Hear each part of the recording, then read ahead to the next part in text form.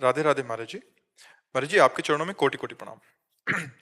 महाराज जी, कई बार भगवत प्राप्ति के लिए व्याकुलता इतनी बढ़ जाती है कि अपने आसपास के साधकों की आध्यात्मिक प्रगति को सुनकर अथवा महसूस कर कर उनके प्रति बहुत ईर्ष्या होने लग जाती है। महाराज जी, सांसारिक दौड़ में तो स्वयं को फिसड्डी मान ही चुके थे, अब आध्यात्मिक मैदान में भी गुरु और गोविंद को रिझाने में असफल हो रहे हैं, ऐसी ईर्ष्या का है। वैसे यहाँ हार ही जीत है। जिसका अहंकार गलित हो जाता है वो भगवान का शुद्ध शरणागत भक्त बन जाता है। अपबल तपबल और बाहुबल चौथो बल है धाम, शूर किशोर कृपाते हारे को हरि नाम।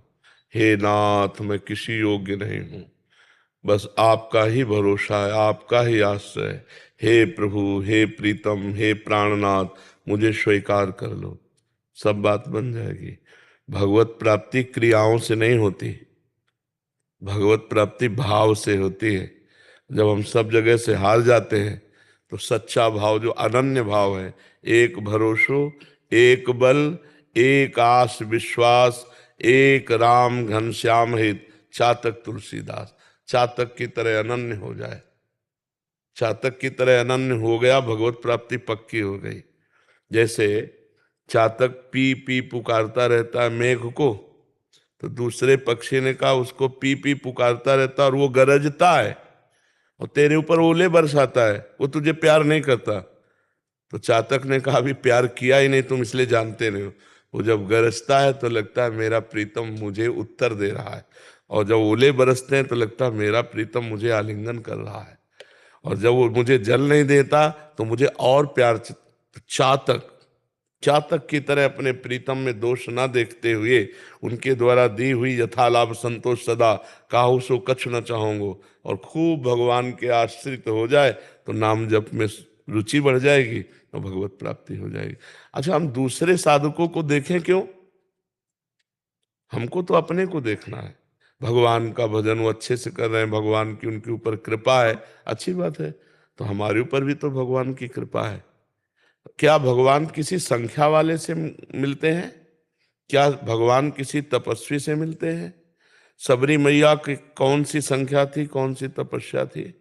दंडकारण्य में एक से एक महान तपस्वी थे, भगवान किसी के पास नहीं गए।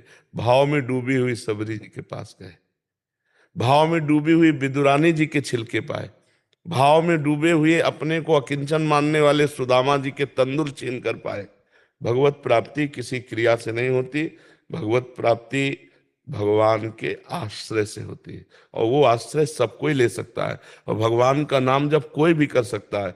पुरुष नपुंसक नारीवाह जीव चराचर कोई, सर्व भाव तजी, भगवान करे, अन्य सब भावों का त्याग कर, और जो मुझे भजन करता है परम प्रिय सोई। कपट छल अभिमान ये सब भगवान के महाराज जी, दूसरों से ईर्ष्या होती है, दूसरे साधकों से। नहीं, ईर्ष्या क्यों का? हम दूसरों को प्रणाम करें, ये तो गलत है सिद्धांत। दूसरे जब भजन ज्यादा करें तो उनकी चरण रज लेके माथे पे लगाएं कि आपकी कृपा हो जाए, हमको भी भगवान का ऐसा भजन मिले। हम ईर्ष्या क्यों करें?